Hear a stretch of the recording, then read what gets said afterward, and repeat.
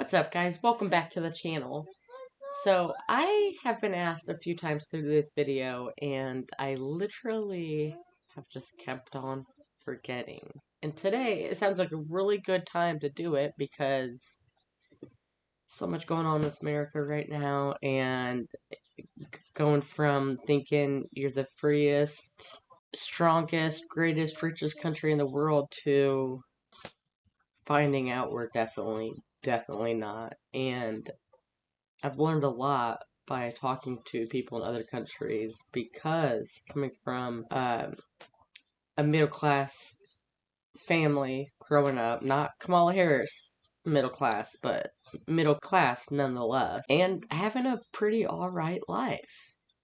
So going from that and then reality hits you and it's like, holy cow. So we are going to be doing a video, why America sucks at everything. And don't forget to like, subscribe if you enjoy today's content. Do appreciate it. Let's check it out.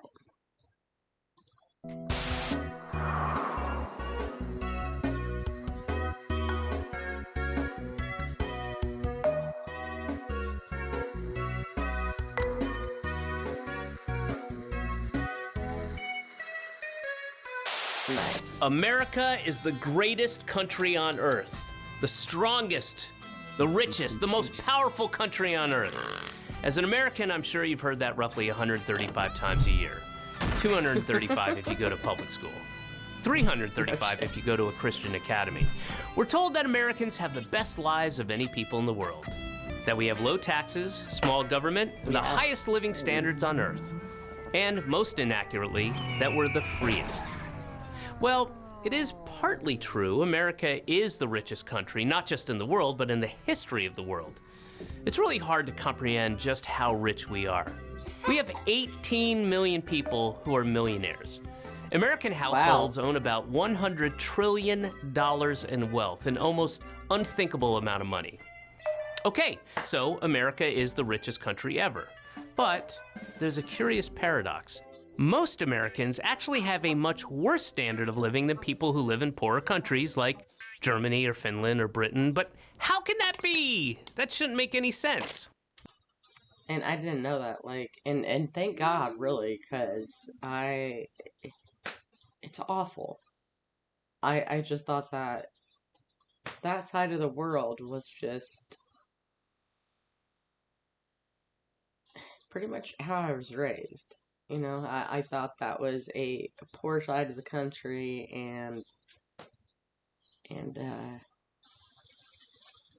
yeah, not the case. Well, here's the shitty deal. Americans get significantly worse services because our tax dollars don't fund them. So, of course, our services are worse, and thus we enjoy less happy lives than people who live in the aforementioned countries. Not that difficult a concept to conceive, really. You get what you pay for, said the cartoon dog to the other cartoon dog. And while you might think the reason American tax dollars don't fund as many services is because we pay lower taxes than other countries, that's not even true. That's not true. When you add federal, state, local, and sales taxes and include other costs and services that our taxes don't cover but other countries' taxes do, like our uniquely high health insurance premiums, you'll find that Americans actually give away more of their wages than most of the developed world. I believe it. For example, you know, we don't have the best life here in America, but Charlie and I, we watch a lot of videos about the different countries and such, and there are so many more countries we could go live in right now and live way better than we do right now. It's a struggle here, guys. And doesn't seem to be getting any better right now. In Canada, for a married worker with 2 kids, all of the previously mentioned costs combined, from taxes to health insurance premiums, make up only 11% of the average wage. In the UK, it's just about 26%. Meanwhile, once you tack on the cost of our outlandish health insurance premiums, you're spending a whopping 43% of your paycheck. That's more than France, Finland, Sweden, and Norway. Yeah.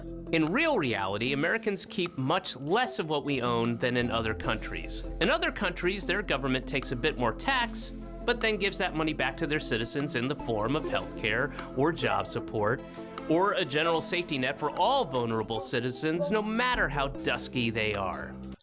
I mean, if we can't get free healthcare, at least give it free to the children. That's the thing. Like that would be so helpful for us. It was $143 copay just to get my son's wisdom teeth taken out. That's how much we had to pay up front. Now some of it was covered. I'm still waiting on the stuff back for that, but with insurance, that's crazy. So what do Americans get for the money we pay in? Well, sure, we get a crumbling infrastructure, shameful homelessness, and millions of hungry, neglected children, but we also get some of the worst services in the developed world. Again, our healthcare. American healthcare is simultaneously the most expensive, the least efficient, and the least effective healthcare system in the developed. The worst. Oops, and that's actually been talked about a lot lately is our healthcare, and then I think like Doji or whatever it's called are checking into that, and there are people getting crazy, absolutely crazy. Like the world is going crazy right now.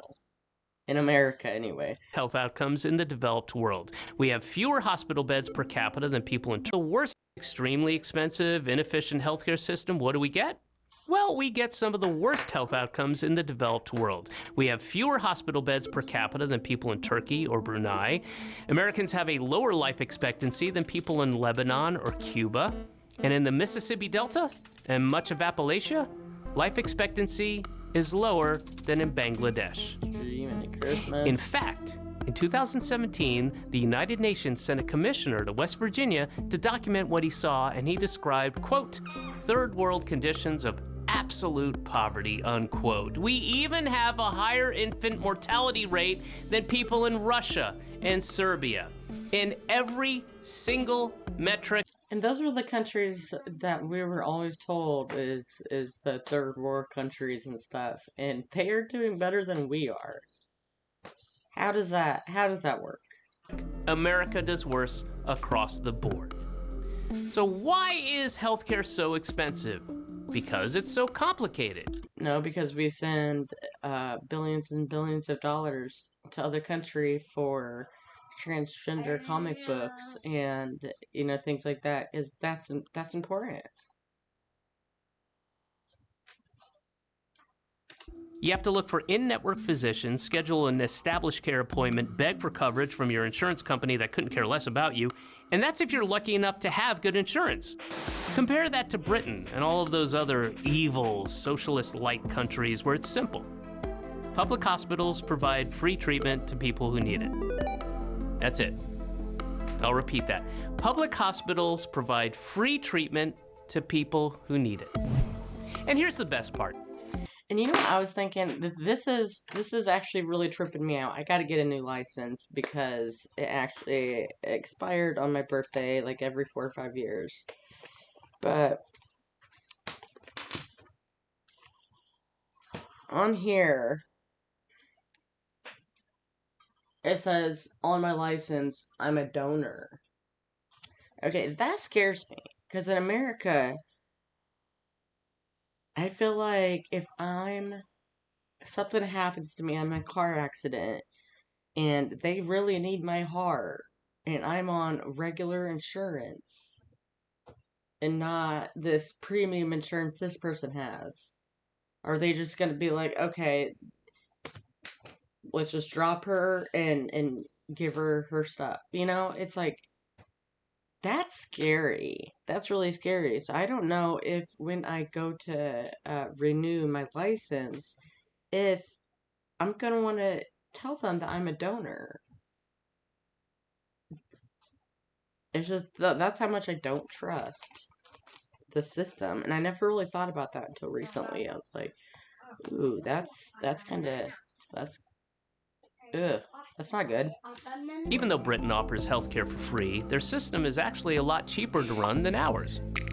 Per capita healthcare spending in the US is almost 3 times what it is in Britain, and almost 5 times what Canadians spend.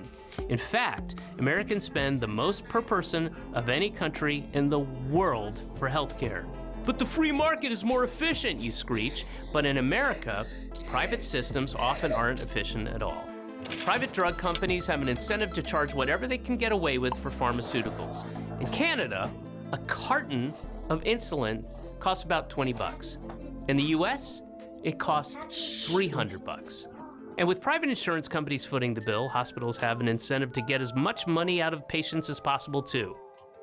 In 2015, the average cost of an MRI scan in the US was $1,119. But it was only $215 in Australia. Spain, about 181 bucks.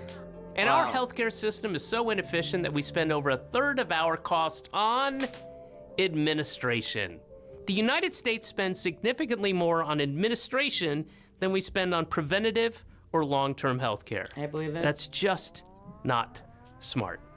Okay, we get it. We all know that American healthcare is so much more expensive, you say, but that's the cost of having the freest freedom in God's favorite country. Well, guess what? Medical procedures that are totally free in Britain, like giving birth, cost tens of thousands of dollars in the United States. I mean, you want to talk about the cost of freedom. Sadly, because of these high costs, Americans often avoid going to the doctor, something almost half the population say they do. With shoddy or non-existent health insurance, Americans will wait until their conditions force them into the emergency room where treatment is far more expensive. Again, not a smart system. Quite often, they end up putting off medical visits and dying. Susan Finley, a 53-year-old Walmart employee in Colorado, got pneumonia and took 1 day off of work beyond what Walmart's policy allows. So of course, Walmart's gonna Walmart, which they did by firing her. Without her job, she lost her nominal health care coverage, she struggled to find new work, and after avoiding a visit to the doctor for flu-like symptoms, she was found dead in her apartment. Yep.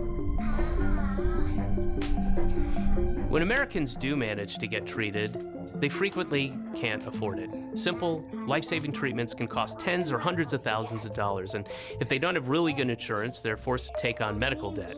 Tens of millions of Americans owe medical debt, often into the tens of thousands of dollars. Meanwhile, Yeah, and there is medical debt on my, that anybody could check out that actually hurts my credit and stops me from potentially buying a house or, doing other things that could be better for me. in a country like Britain or Norway, medical debt is almost unheard of. But hey, that's why GoFundMe is such a critical component of American healthcare. 1 in 3 GoFundMe campaigns is now for medical bills. I'll repeat that. 1 in 3 GoFundMe campaigns is now for medical bills. America is such a strong, powerful... That was 3 years ago. I wonder what it would be now. Rich and great country that its citizens have to beg strangers on the internet for money so they can get life-saving treatments that are free in the rest of the developed world. But hey, that's just healthcare.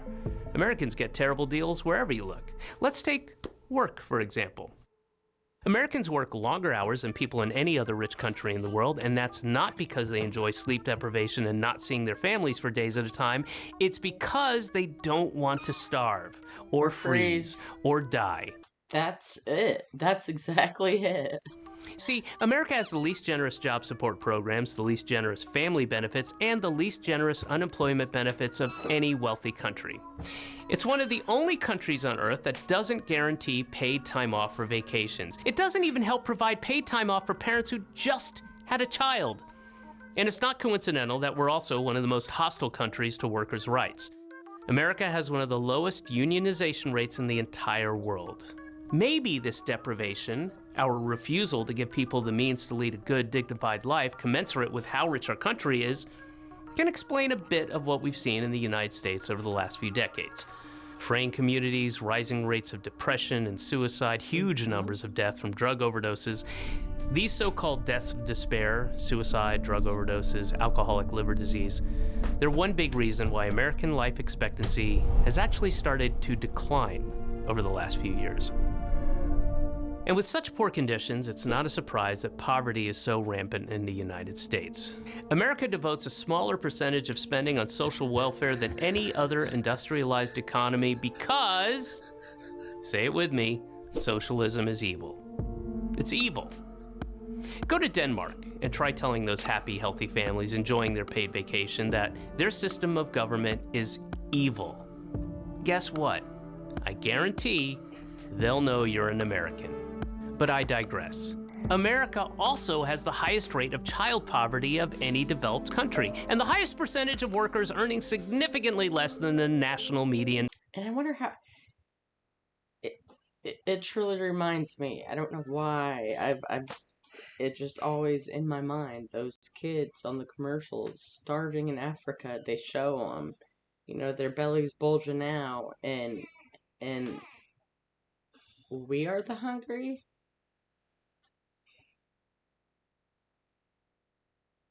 Like, that's pure manipulation. It's crazy. An income. That seems pretty evil to me. Yeah. Especially since such a tiny fraction take as much of your money for themselves and their families as you will let them. All the while, both parties smile and shake hands. Across every single metric, no people accept a worse deal than Americans today. High taxes, high costs of living for next to nothing in return from the government. The most expensive healthcare system for the worst health outcomes. More money taken from workers for the highest rate of child poverty. We are the richest country in the history of the world, but we have fewer miles of high-speed rail than Uzbekistan. We are the greatest country in the world, yet we have the most people in prison of any country, and the highest incarceration rate as well, and a higher rate of police killings than in Angola and Sudan. America is bad at everything because instead of choosing to make life better for people through a public healthcare system or more generous childcare policies or better public transit or programs that allow people to spend more time with their families, American law is designed and crafted to protect a class of parasitical middleman industries. Instead of using a proportionally tiny piece of the massive amount of the wealth in this country to make people's lives healthier and happier, most of our elected leaders are, and have been for generations, engaged in a massive project of looting, gently and lovingly guiding as much money as possible from working people into the pockets of the well-connected and the ultra-rich. This guy is exactly on point. Holy cow. Like, this right here, guys. Think about that as we start hearing about the inevitable rise in homelessness, poverty, starvation, and sickness that will occur during these coming months and years in the greatest, strongest, richest, most powerful country on the face of the earth. I'm David Cross for the Gravel Institute. Dang. Sad part is, that all still holds true today. And I have hope. There has to be light at the end of the tunnel. You gotta believe that, and you just gotta keep on moving on. That's about that. But guys, that was a really good video. I would love to hear what you guys think about it. Let me know down in the comments. Don't forget to like and subscribe. It helps the channel, and I appreciate it very, very much. We'll see you in the next video. Bye, guys. Say bye.